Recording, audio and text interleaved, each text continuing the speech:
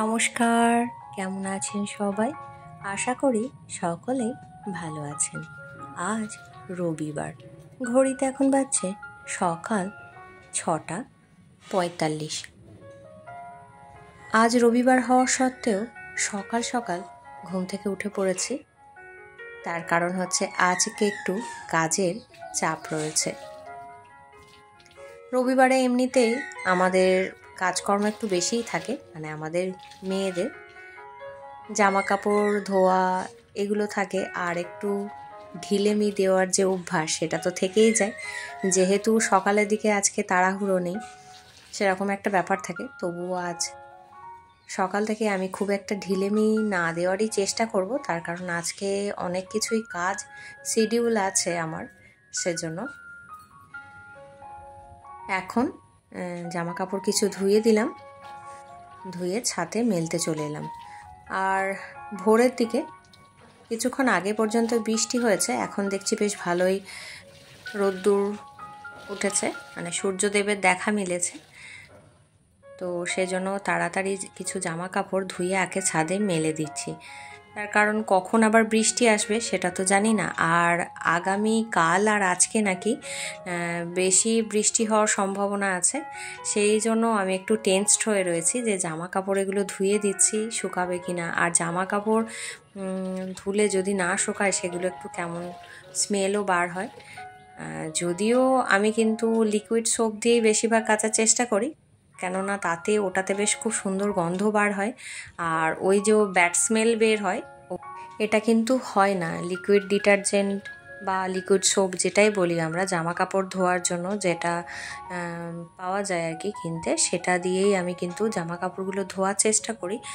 আর ওটাতে একটু গন্ধও থাকে, সুগন্ধ, জামা কাপড়গুলো দিয়ে সুগন্ধও বার হয়, আর একটু ফ্রেশ লাগে জামা কাপড়গুলো। আর ছাদে এখন বেশ কিন্তু মৃদুমন্দ বাতাসও বইছে, সাথে রোদ্দুরও বেশ ভালোই রয়েছে। জানি না পরে আবার কখন কি হবে, বৃষ্টি আসবে কখন। এখন তো জামা কাপড়গুলো মেলে দিলাম, তারপর চলে এলাম সবজি কাটার জন্য। শাশুড়ি মার ঘরে নিত্য পুজো করছেন, আর আমি এখন আলুগুলো কেটে রেখে দিচ্ছি। উনি এলে তারপর জেনে নিয়ে তার বাকি সবজিগুলো কাটতে শুরু করব। আর এখানে এখন কাজু, পোস্ত, কাঁচা লঙ্কা, টমেটো নিয়ে নিয়েছি।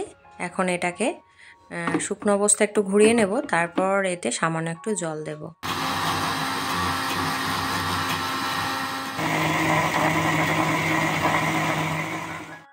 এখন আমি রান্না করে নেব পনির। আর শাশুড়ি মা অন্যদিকে রান্নাবান্না শুরু করে দিয়েছেন, আর একটু তাড়াতাড়ি আজকে রান্না শুরু করে দিয়েছি। আমি এটা বেলার দিকেই সাধারণত করে থাকি, কিন্তু আজ যেহেতু অন্য কাজেরও চাপ আছে, সেজন্য পনিরটা শুরু করে দিলাম। আর আমি এটা খুব সামান্য তেল দিই, রিফাইন্ড অয়েল দিই, খুব সামান্য কম তেলে এটা রান্না করার চেষ্টা করি। আর সকালবেলা বললাম না যে একটু টেনসড হয়ে রয়েছি, যেহেতু আজ আর আগামীকাল বৃষ্টি হওয়ার সম্ভাবনা বেশি রয়েছে।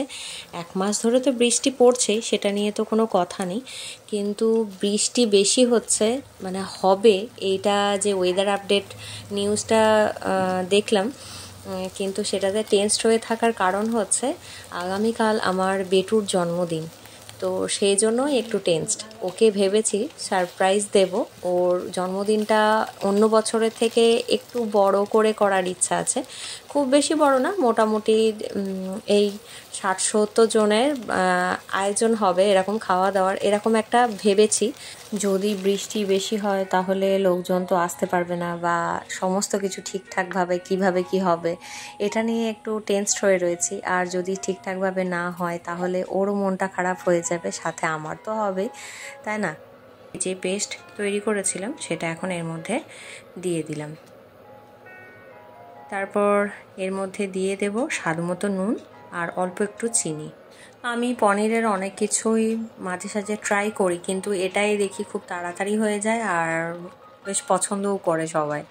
সেই জন্য না আমি এটা তৈরি করতেই বেশি পছন্দ করি। আর তাড়াহুড়ো থাকলে তো কোনো কথাই হবে না, এটা কিন্তু খুব তাড়াতাড়ি হয়ে যায় আর খুব সুস্বাদুও হয় আমার মনে হয়। যেহেতু আমার বাড়ির লোকজন এটাই পছন্দ করে আমি সেজন্য বললাম। তারপর সকালে জলখাবার খাওয়া হয়ে গেছে, এখন চলে এলাম ছাদে। রান্নাঘরের কাজ মোটামুটি কমপ্লিট হয়ে গেছে। আর এই গাছের মাটিটার মধ্যে এখন দিয়ে দিচ্ছি টবের মাটিতে একটু খাবার সোডা।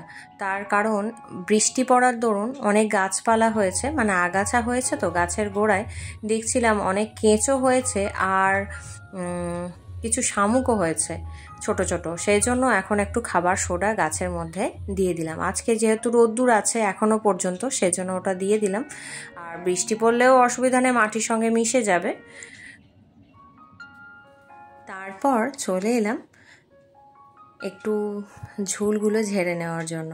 যদিও সপ্তাহের একটা নির্দিষ্ট দিনে আমি ঝুলটুলগুলো এভাবে বারণ বুলিয়ে নিই, আজকে একটু ডিপ ক্লিন করার চেষ্টা করছি। তার কারণ হচ্ছে আগামীকাল আর সোমবার একটা ছোটোখাটো অনুষ্ঠান হবে, যেহেতু লোকজন আসবে বাড়িতে, সেজন্য একটু পরিষ্কার পরিচ্ছন্নতা আমাদের করতেই হয়। আর মাকড়সার জাল বোনা বা ঝুল এগুলোর কথা তো আর বলার বাকিই রাখে না, তার কারণ এগুলো তো প্রত্যেক দিনই হয়। সকালবেলা ঝাড়লে দেখা যায় সন্ধ্যের মধ্যে মুখের মধ্যে গায়ের মধ্যে বোলাচ্ছে, এরকম তো হয়েই থাকে। আর বর্ষাকালের এর উপদ্রব একটু বেশিই হয়। তো এখন এভাবে একটু পরিষ্কার করে নিচ্ছি।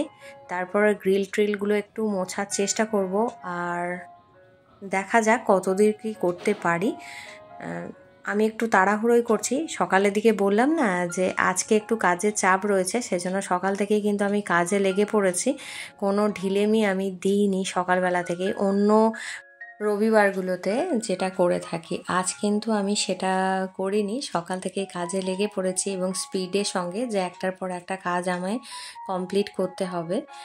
আর তা না হলে স্নান করতে দেরি, দুপুরের খাওয়া দাওয়া হতে দেরি, এরকম একটা ব্যাপার তো আমাদের থাকে। এখন সেজন্য মোটামুটি এভাবে একটু ক্লিন করে নিচ্ছি। তারপর মোছামুছি আছে। এখন দুপুরবেলা স্নান হয়ে গেছে, ঠাকুর প্রণাম করে নিলাম, দুপুরের খাওয়া দাওয়া সকলে কমপ্লিট হয়ে গেছে। ছাদ থেকে জামা কাপড়গুলো যেগুলো ছিল তুলে নিয়ে এসে এখানে বারান্দায় মেলে দিলাম। আর আবারও মেঘ করেছে, বৃষ্টি আসবে মনে হচ্ছে। প্রতিদিন কখনো না কখনো একবার না একবার বৃষ্টি হয়ই। এই যে এখানে জামা কাপড়গুলো বারান্দায় মেলে দিয়েছি, আজ তো বৃষ্টি ছাড়ার নাম নেই মনে হচ্ছে। বৃষ্টি পড়তে যথারীতি শুরুও করে দিয়েছে। আর বিকালবেলা এখন চলে এলাম রান্নাঘরে। আগের দিন যে ছোলাগুলো দেখালাম না ভিজিয়ে রেখেছি, এই যে অঙ্কুর বার হয়েছে, এগুলোকেই এখন অল্প একটু নুন দিয়ে দুটো হুইসেল দিয়ে জল ঝরিয়ে নিলাম। আর এখন অল্প একটু সর্ষের তেল, গোটা জিরে আর শুকনো লঙ্কা ফোড়ন দিলাম। আর এটাকে একটু ভাজা করছি, অনেকে এটাকে ভুনা বলেন, যাই হোক আমি এটাকে ভাজা করছি এখন। আর অঙ্কুরিত ছোলা খাওয়া আমাদের স্বাস্থ্যের জন্য খুবই ভালো। আর এটার একটা সমস্যা হচ্ছে, এখন যেহেতু বর্ষাকাল, খুব তাড়াতাড়ি না এর মধ্যে স্মেল চলে আসছে।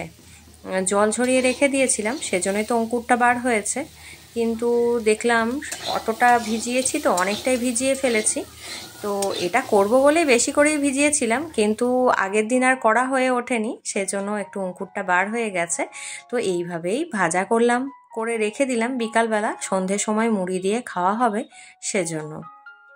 তারপর এখন সবজিটা কেটে নেব। এখানে রয়েছে মোচাটা ছাড়াতে তো অনেক সময় লাগবে, বাঁধাকপি, আর এই যে সমস্ত সবজিগুলো রয়েছে, সবজিগুলো আমি কেটে রেখে দেব। সকালবেলা সব কিছু রেডি করা তো একটু অসুবিধা হয়, সেজন্য এটা বিকালবেলা এখন সবজিটা কেটে রেখে দিলাম আগামী কালকের জন্য। আর মোচা ছাড়াতে তো অনেক সময় লাগে, মোচাটা আমি রান্না হলে আগের দিনই কিন্তু এটা ছাড়িয়ে রেখে দিই। আর এই যে এখানে ছোলাটা বিকালবেলা তৈরি করলাম, মানে ছোলাটা ভাজা করলাম সেদ্ধ করে, সেটা মুড়ি দিয়ে পরিবেশন করব বলে তো করেছিলাম। এখন দেখছি দোকান থেকে চপ নিয়ে চলে এসেছে, নিরামিষ চপ, এটা জানা ছিল না সেজন্য। তো এখন এটা দিয়ে পরিবেশন করে দিচ্ছি সন্ধ্যের সময়। এটাই আজকে সন্ধ্যের টিফিন। তারপরে রাত্রে রান্নাবান্না তো আছেই। আজকের ভিডিওটা তাহলে এই পর্যন্তই। দেখা হবে আপনাদের সঙ্গে আগামী পর্বে অন্য কোনো ভিডিওর সাথে। আজ তাহলে আসি, নমস্কার।